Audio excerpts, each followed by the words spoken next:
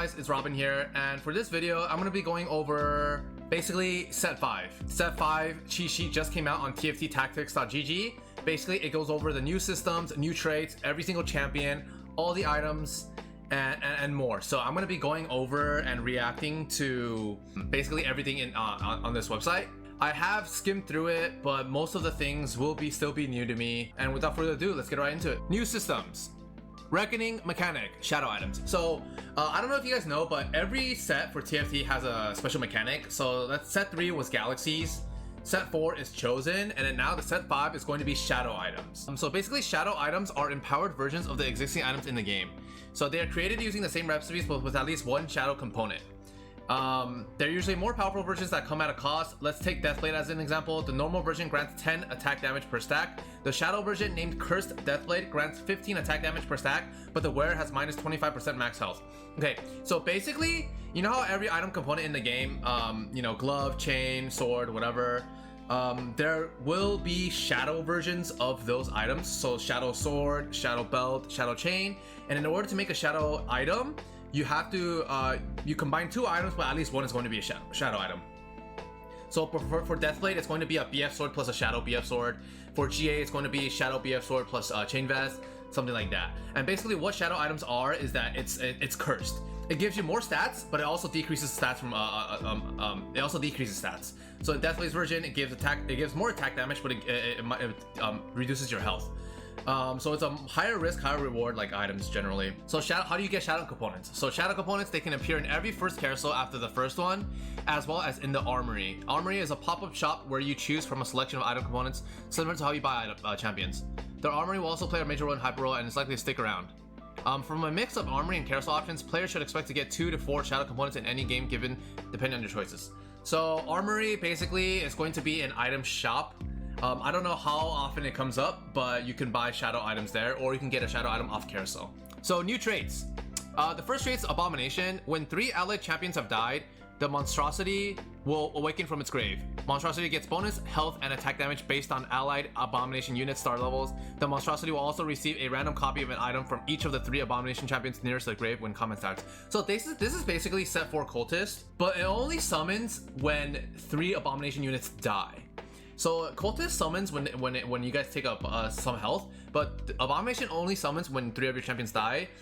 But it does get a mix of a random copy of an item from each of the 3 champions. So it's going to have like 3 or 2 items depending on how many items you have on your Abomination units. The champions are going to be Brand, KALISTA, Nunu, and Rise. Next trait is Coven. At the start of combat, the champion nearest to the center of your Coven champions is chosen as the Coven leader, gaining 50% bonus ability power. Each time a Coven champion casts, 25% of the cast is bestowed upon the Coven leader as mana. So basically, it's a 3 trait. It's only a 3 trait, and there's only 3 Coven champions. So this is kind of like fabled in set 4. We have LeBlanc, we have Lissandra, and we have Morgana. So what this basically means is you have these 3 Coven units. Whoever you put in the middle is going to be the Coven leader. They'll gain a 50% bonus ability power, which is like a lot. And then every time a Coven champion casts, 25% of the cost is bestowed to the Coven leader as mana. So basically, you just whoever you stack, LeBlanc, Lissandra, or Morgana. I'm thinking you stack Morgana in this. You just put Morgana in the middle, and then Morgana's gonna get a shit ton of AP and get a shit ton of mana. Next trait, DAWNBRINGER. There's 7 champions for DAWNBRINGERs, and it's a 2, 4, 6, 8 trait. DAWNBRINGERs rapidly heal some of their maximum health for the first time they drop below 50%. When this heal occurs, all allied DAWNBRINGERs gain 10% bonus damage. So basically, when their HP drops below 50%, they're going to heal a bunch, some back. And then when that activates, all the DAWNBRINGERs gain 10% bonus damage. So it's pretty cool. Units are Garen, GRAGAS, Karma, KHAZIX, Nidalee, Riven, and Soraka. I'm very glad that Riven's back. Riven's my favorite champion. I'm excited to see what she can bring to the table. DAWNBRINGER Legionnaire, pretty cool. Next trait is DRACONIC. 5 champions. So the 3 trait, at the end of each player combat, gain a dragon egg on your bench. The bigger the egg, the longer it takes to hatch, and the rarer the reward. 5 trait, dragon eggs are golden. Golden eggs hatch into even rarer loot. So this is probably like for set 5 fortune, but you get an egg on your bench, and then it hatches depending on like how many turns it's on your bench, I guess. And the bigger the egg, the better the reward. The units are Ashe, Heimerdinger, Set, UDYR, and Zyra. Next trait is Dragonslayer. 4 champions. Dragonslayers gain bonus ability power. After the first ally Dragonslayer scores a takedown on an enemy with at least 1400 maximum health, all allies gain additional ability power for the rest of the round. All the Dragonslayer units get AP, and then once you kill an enemy with at least 1400 maximum health, all your Dragonslayers gain additional AP. The additional HP is 30% ability power, 20% for team, 60% ability power, 40% for team. So this is kind of like Dusk, but it only activates when you kill someone. The champions are Diana, Mordekaiser, Pantheon, and Trundle. So these units are actually like pretty high cost, 4 cost, 4 cost, 3 cost, 2 cost. So this is probably like a more of a late game trait. The next one is Eternal. Wolf separates from Lamb to become a second champion. Wolf does not count towards your unit cap and receives all of Lamb's stat bonuses. So this is a unique trait for Kindred, which is a legendary unit, 5 cost. And basically it's like you summon Kindred, you have 2 Kindreds. Pretty cool. Next trait is Forgotten, 9 champions. Okay, this is a big one. Forgotten champions have bonus attack damage and ability power. Each shadow item held by a Forgotten champion increases these bonuses by 10% on all Forgotten champions, stacking up to 4 times. So basically, Forgotten, pretty simple trait. They get bonus AD and AP, and if you put a shadow item on a Forgotten champion, it increases these bonuses by 10% on all Forgotten champions, stacking up to 4 times. Okay, so you do want to stack. If you do have a shadow item, you do want to stack it on a Forgotten champion. They get extra traits from it. And the champions are going to be Draven, HECARIM, Katarina, Rise, Thresh, VAYNE, Viego, Victor, and Warwick. Hellion, 6 champions. Hellions gain attack speed. Whenever a Hellion dies, a doppel Hellion of the same type with 1 less star and no items will leap from the Hellion portal and join the fight. So I'm guessing this, it means like it'll just summon a mini version of the unit when it dies. And they just gain attack speed. The units are Kennen, KLED, Lulu, Poppy, Teemo, and ZIGGS. So I think this is the this is like the Yordle synergy, except it just have a lot of mini Yordles with a ton of attack speed, and when you kill a Yordle, a minier Yordle comes out. And they're all pretty low cost. 2 cost, 1 cost, 3 cost, 1 cost, 5 cost, 1 cost. There's actually 3 1 costs in this. So this is a reroll comp. You just reroll Hellions, and then you yeah, so if it's a 3-star Hellion, a 2-star one will pop out, which is actually really good. I'm excited to see how this what comes around revolve around this trait. The next trait is Ironclad. All allies gain armor, 40 armor, 100 armor. So this is like Mystic, but you get armor, which is pretty cool. I don't think they've ever had this before. So Jax, they have Jax, Nautilus, and Rel. This is probably like a late game synergy too, because the champions are 4 cost, 4 cost, and 2 cost. Next trait is Nightbringer. Nightbringer gains a shield for 8 seconds equal to a % of their maximum health the first time they drop below 50%. When this occurs, that Nightbringer gains bonus damage. So Nightbringer, when they drop health below 50%, they gain a shield. It's very similar to Dawnbringer, but Dawnbringer heals their HP back, but the Nightbringer just gets a shield. And then the Nightbringer champions are Aphelios, Darius, Diana, Lee Sin, Morgana, Sejuani, Vladimir, and Yasuo. Next trait is Redeemed. 8 champions as well. Redeemed have increased armor, magic resist, and ability power. When they die, they pass this bonus split among remaining redeemed allies. Oh, so basically they have a bunch of stats, and when they die, they just pass it on to all the other redeemed champions. Champions are AATROX, Kayle, Leona, Lux, Rel, Syndra, Varus, and Vel'Koz. The next trait is Revenant. 3 champions. Revenants revive after their first death each combat. Once revived, they take and deal 30% increased damage. So when they die, they revive again. They do more damage, but they also take more damage. I feel like this set has a lot of you know, dropping below 50% and coming back, or getting a shield, or reviving, summoning more units when you die. So I feel like the fights are actually gonna last longer, but we'll see. The units are Ivern, Nocturne, and Volibear. Verdant. Champions that start combat adjacent to at least 1 Verdant ally are immune to crowd control for duration. Ooh, nice. So this basically means if you put a Verdant next to each other, oh, no, you can put, this is basically like, they're like QSS bots. So if you put units next to Verdant, they have QSS, free QSS. That's pretty cool, actually. Units are Ashe, Kayle, and Taric. I feel like you're going to want at least like 1 Verdant late game. So you get like 2 QSSs. That's actually pretty good. Types. So Assassin, at the start of the combat, Assassin leaves the enemy backline.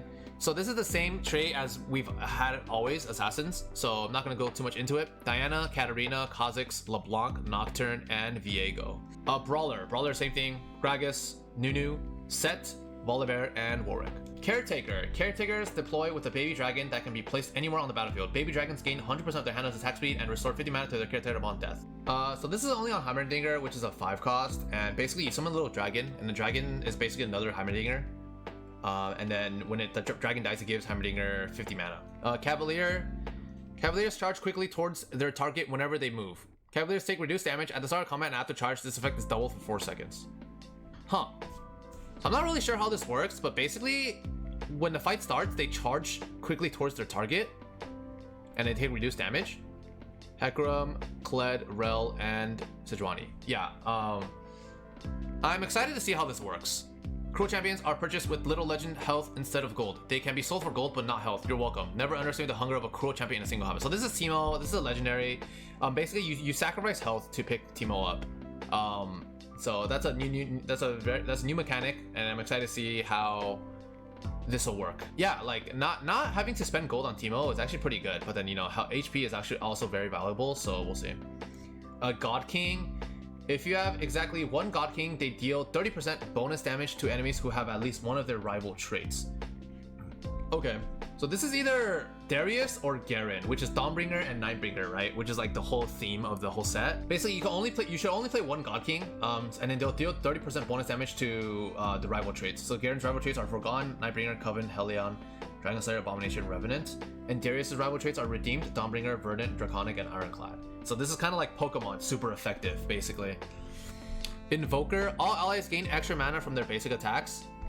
Pretty good. Mana. It's a mana generation synergy. Ivern, Karma, Syndra, and Teemo. Knight. All allies block a flat amount of damage from all sources. I'm actually very excited that Knight's making a comeback. I think the last time we had Knight was probably set 1, and it was actually a really cool synergy. And the champions are going to be Leona, Nautilus, Poppy, Taric, and Thresh. Legionnaire. Legionnaires gains bonus attack speed, and their first attack after casting a spell heals them for 50% of the damage dealt. Okay, so basically Legionnaires gain a ton of attack speed, and then the first attack after they cast a spell, the first attack heals them for 50% of damage dealt. AATROX, Draven, Kalista, Kale, Mordekaiser, Riven, and Yasuo. Mystic, same thing. Same Mystic as all the other sets: Kindred, Lulu, Lux, Morgana, and Rice. Ranger. After 4 seconds, Rangers gain attack speed for 4 seconds. They regain this bonus every 4 seconds thereafter. I'm super excited that Rangers making a comeback. The last time we had Rangers probably set 1 or set 2, I forgot. But this is a really cool trait, and the champions are Aphelios, Ashe, Kindred, Varus, and Vayne. I'm excited to play some Ranger comps in set 5. Renewer. Renewers heal for 1% of their maximum health each second. If they're full health, they restore mana instead. Oh, so they just keep healing, basically. And then if they're full health, they heal mana. Heimerdinger, Ivern, Lissandra, Soraka, and Vladimir. So there's like a lot of like healing in it. I feel like there's a lot of healing in this healing and like shield and resummoning in this set. Skirmisher. Skirmishers gain a shield at the start of combat and gain attack damage each second. Wow, pretty cool. Basically, you want to prolong fights with this build. And the longer the fight, the more attack damage you get, and the stronger you get. Jax, Kennen, Lee Sin, Nidalee, Pantheon, Trundle, UDYR, and Viego. Spellweaver, 5 champions. Spellweavers have increased ability power and get bonus ability power anytime a champion uses an ability stack up to 10 times. Oh wow, cool. This is like kind of like so this is like the AP comp. They get AP, and then they get more AP the more times champions use spells. So Brand, Valkaz, Victor, ZIGGS, and Zyra. Overall, really excited for all the new traits. I'm getting some set 1 vibes from this set. I'm not sure, but I'm super excited to get to play when PB comes out. Next, I'm going to be going over the champions and their skills. I don't think this website includes their mana, so we don't know how OP the champ is going to be still, but we can have a general idea of how the champs are going to work. So the first one is AATROX. AATROX strikes his target, dealing a % of his attack damage, and heals himself for a % of his maximum health. So basically, it's like he's a 1 cost, so he's just going to attack 1 target. So you know, it's not too great. But Gragas strings from his cast, granting him damage reduction for 4 seconds and causing his next basic attack to deal bonus magic damage. So it's Gragas' W in League. He's just going to drink damage reduction, and then he's going to basically attack someone to deal bonus damage. Kalista, Pierce. Kalista hurls a spear towards the farthest enemy, dealing a % of her attack damage plus bonus physical damage to the first enemy it hits. If this If this kills the target, the spear continues and will deal the overkill damage to the next target hit. So this is basically like Nidalee Spear, but then it works a little bit differently because it does bonus damage to the first enemy it hits, and if it kills it, it'll do overkill to the next enemy it hits. So lining up enemies and hitting enemies in a straight line is actually really good for this. Compared to Nidalee, where like it's actually bad. KHAZIX. Ooh, KHAZIX is bad. KHAZIX slashes the nearest enemy, dealing magic damage. If the enemy's no adjacent allies, the damage is increased. So I think this KHAZIX is the same KHAZIX as we had before. An assassin one. Jumps the backline and assassinates people. More damage if they're isolated. KLED enters combat on Skarl, granting him a shield for 80% of his maximum health. When the shield is broken, he dismounts, briefly becoming untargetable and granting him attack damage and causing every fourth attack to deal 200% of his attack damage. So I don't know, KLED seems pretty strong for a 1-cost unit. Leona. Ooh, Leona's back with the nitrate as well. Solar barrier. Leona raises her shield, reducing all incoming damage for 4 seconds. Very similar Leona like we had past sets. Basically like a super tank, very similar to Braum, I think. Especially with the nitrate, I think Leona will be one of the main tanks early game. Lissandra, 1000 daggers. Lissandra hurls a dagger towards the enemy with the highest attack damage, dealing magic damage to the first target it hits. After hitting its initial target or at its final destination, the dagger explodes, dealing magic damage to nearby targets. All enemies hit by this spell have their attack damage reduced by 40% for 4 seconds. So this is like the, I think this is like the old Lissandra that we know, but it also has built-in Dazzler now, so it's pretty good. Poppy. Poppy throws her buckler at the farthest enemy, dealing magic damage. The buckler then bounces back, granting Poppy a shield that blocks damage. Very similar to Poppy in set 3, I think. But it hits the farthest percent and gets a shield. UDYR. UDYR swaps between Turtle and Tiger stance with each cast, gaining the following benefits. Turtle, it gains a shield for 4 seconds. Tiger strikes 3 times quickly with his mix.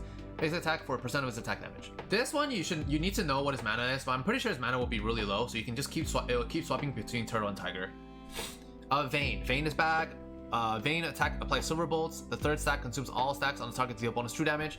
Same VAYNE like every set. No need to talk too much about it. But this time it has a ranger trait again, so pretty cool. VLADIMIR transfusion.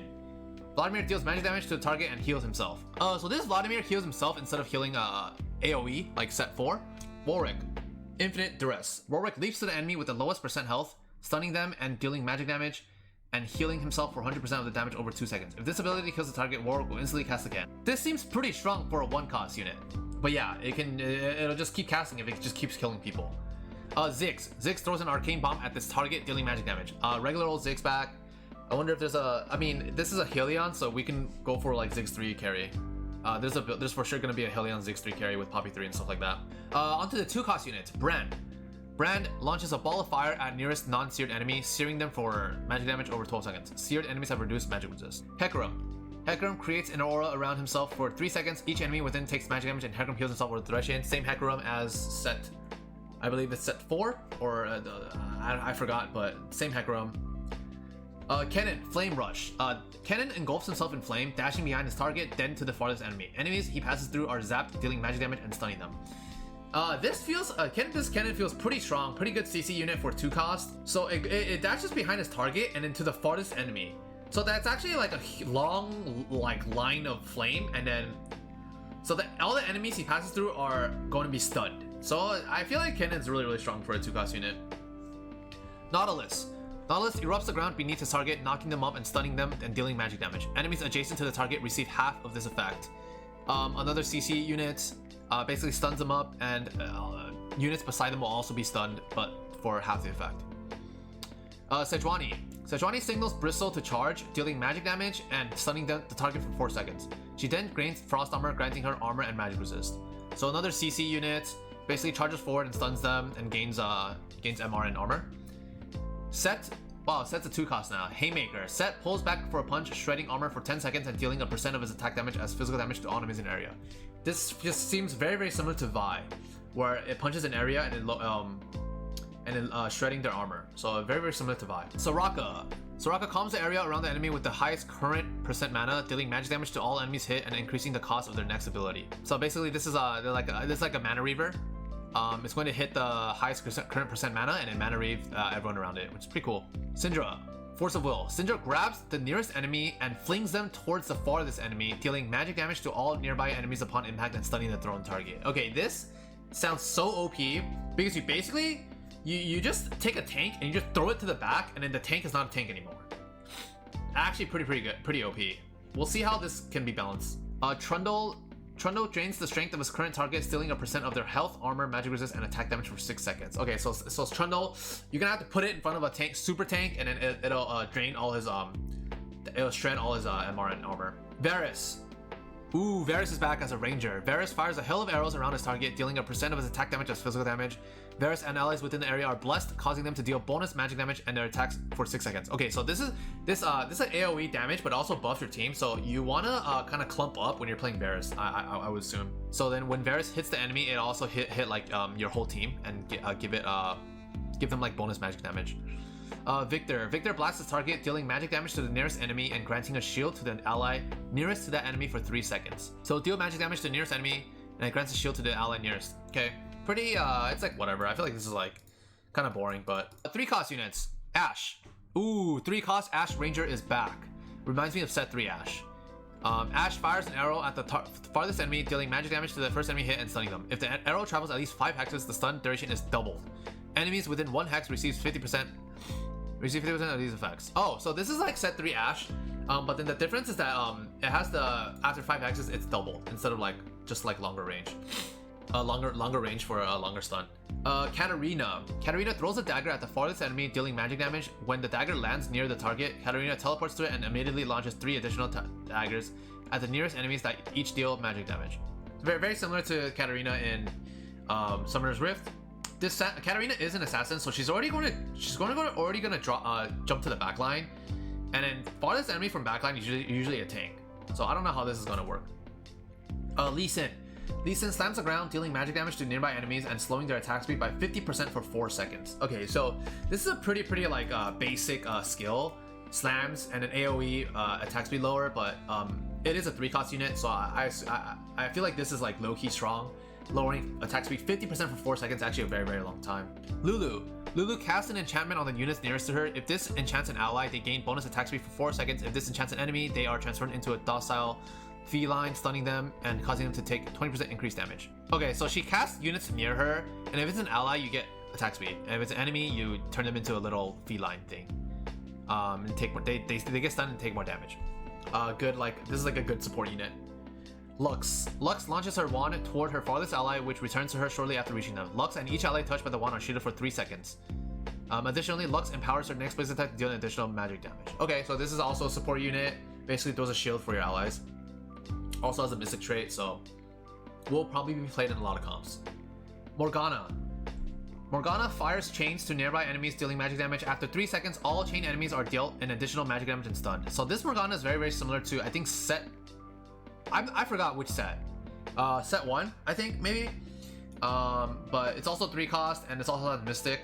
Very, very good CC unit, so yeah. Nidalee transforms into a cougar, leaping behind her target. While in cougar form, Nidalee's attack range is reduced to 1 hex. She gains 45% dodge chance, and whenever she dodges her next attack, deals bonus magic damage. I think we had a Nidalee shapeshifter, right? In set 1 or set 2, I forgot, but I think this is very, very similar to that. Nocturne. Ooh, Nocturne Assassin is back. Every 3rd attack, Nocturne slashes all adjacent enemies for 125% of his attack damage and heals himself for 1% of the damage dealt. If only 1 target is hit, Nocturne increases attack speed for 3 seconds. Okay, so Blender Nocturne is back, and with this ability, it's kind of like Zed's ability. I feel like you can abuse this. Just playing Nocturne carry, and it can literally like 1v9 the whole board. But we'll see. Nunu. So Nunu consume.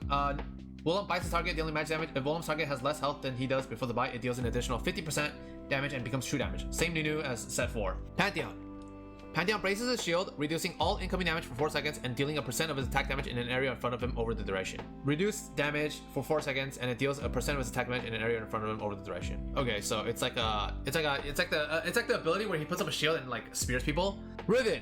Nice. Riven empowers her blade, stunning nearby enemies for 1.5 seconds while dealing magic damage. For the next 8 seconds, she gains bonus attack damage. Okay, this one, I don't think she like queues around anymore. She basically just attacks and stuns people with her W. I kind of disappointed with how she works. Seems kind of boring, but we'll see if she actually like queues around and stuff. And she gets an AD now, so Riven is going to be an AD champion now, which we were not used to in previous sets. Yasuo. So Yasuo strikes his target, dealing magic damage. He then empowers his blade, gaining stacking bonus true damage on hit for the rest of combat.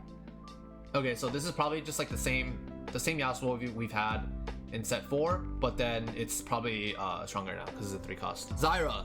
Zyra sends a surge of vines towards the farthest enemy. Enemies hit by the vines are dealt magic damage and stunned. I think it's the same Zyra we've had before. Basically throws out her roots and stuns enemies. On to the 4 cost units. These units are going to probably be the carries in most of the comps. First off, we have Aphelios. It's a 4 cost ranger, so Aphelios is actually going to be probably the carry in ranger comps. Aphelios launches a number of attacks simultaneously, one at his target and the rest at the enemies nearest to them, dealing a % of his attack damage plus bonus physical damage to each. Okay, so every time he casts, he just launches a bunch of missiles to people. Diana. Diana is the 4 cost assassin, so she'll probably be the carry in assassin comps. Diana calls forth moonlight, drawing in all nearby enemies, dealing magic damage and stunning them. So clumps, it's a good clumper. Diana clumps people together and stuns all of them. Draven. Ooh, Draven is back from set 1, and I don't know if you guys haven't played set 1. Draven was one of the most popular champs, I would say, and the most fun champs to play, because every time he autos people, it feels very, very satisfying. Hopefully he'll have the same effect in this set. Draven starts spinning an axe, empowering his next week's attack to deal a % of his attack damage plus bonus physical damage. It will return to his location after striking the target, and if Draven catches it, it will refresh the buff. Draven can spin up to 2 axes at a time. I think it's the same as Draven from set 1, so this guy, I'm super excited to play Draven. Ivern summons his sentinel friend Daisy to fight with him, gifting her 100% of his ability power. Daisy immediately casts Shockwave upon arrival. If Daisy is already summoned, Ivern increases her ability power and commands her to cast Shockwave again. This seems, Ivern seems really, really annoying to play against, especially any champion that can summon like 2 units. And that's like realistically like 2 units is kind of annoying to play against. Jax is a 4 cost now, and you already know Jax, this champion is a 1v9 champ and is super annoying. So Jax slams the target for a % of his attack damage and gains 33% stacking attack speed for the remainder of combat. Jack leaps to the nearest enemy if no target is in his attack range. This already seems like a 1v9 champ. I'm ready. Karma. Karma fires a burst of energy towards a random enemy's location that detonates upon impact, dealing magic damage to adjacent enemies and reducing Karma's maximum mana down to a minimum of 10. Huh. Karma empowers every 3rd cast, causing it to launch 3 bursts of energy towards different targets instead of 1. Okay, so Karma will cast. Karma is like a cast, like an AP carry, I feel like, and she's going to cast, and then the more she casts, the more her mana goes down. So at the end of the fight, she's going to have 10 mana. She's going to literally cast every second. So the longer the fight is, the more OP Karma is. Mordekaiser. Mordekaiser shields himself for 50% of his maximum health for 5 seconds, empowering his mace to deal bonus magic damage and gain 1 hex of range for the same duration. So he gains a shield and he just becomes super powerful and gains more range. Rel leaps into the air, creating a tether between herself and her farthest ally. When she lands, the tether is broken, granting all allies near and between them a shield for 4 seconds and stunning all enemies in the same area. So this is a support champion at 4 cost. We'll see how Rel is being. We'll see how we can fit Rel in our team comps. Rise. Rise imprisons the nearest enemy, dealing magic damage and stunning them. His next cast is then empowered to spread from his target, applying the same damage and stun to all enemies in a large area around the target. So, looking like Rise is going to be stunning a lot of people. Tarek. All allies in a large area around Tarek are healed and gain armor for 5 seconds. I feel like this Tarek is similar to Tarek from set 2, but this is a 4 cost instead of a legendary, so it's not too powerful, but basically it's a healer and they gain armor. It's actually a lot of armor, 50, 75, 500. Vel'Koz. Vel'Koz is back. Vel'Koz channels a ray of energy towards the enemy nearest to the center of the battlefield over 3 seconds, dealing magic damage over the duration. The beam widens as Vel'Koz channels, and he will turn if there are no enemies in the area. I feel like this is very, very similar to set 3 Vel'Koz, and I'm excited to see how much damage he can do if you stack Vel'Koz. Alright, now on to the legendaries of this set. First, we have the Nightbringer legendary Darius. Darius transforms into a God Wolf, becomes unstoppable as he lunges towards a nearby enemy. God Wolves join him in his hunt, each targeting their own prey. Enemies bitten by a God Wolf are dealt a % of Darius's attack damage as physical damage and have their armor reduced by 60% for 6 seconds. After biting his prey, Darius's next few attacks restore 10% of his maximum health. Okay, I'm dizzy. I don't even know what this does, but basically, when Darius activates his ability, he lunges at someone and hits them, and he summons some wolves to hit everyone. Seems pretty broken, but seems pretty cool. Next, legendary, Garen. Garen calls down a sword that strikes a large area around his target, dealing a % of each target's max health and magic damage and reducing their magic resistance by 60% for 6 seconds.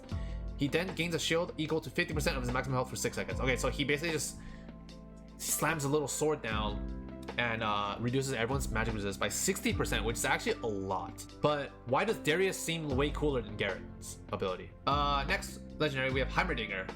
Okay, I'm not even reading this. I already know Heimerdinger is about to be annoying as hell. Heimerdinger empowers his baby dragon, causing its next attack to be overcharged, launching 3 fireballs across the battlefield, dealing magic damage while burning enemies for 3% of their maximum health as true damage over 6 seconds, and reducing healing by 50% for the duration. So he's like, he applies Morello to like a lot of units. If Heimerdinger does not have a turret, the spell will create one instead. Okay. So just reading this, you have like no idea how this works, but excited to play this in PvE, see what that actually means.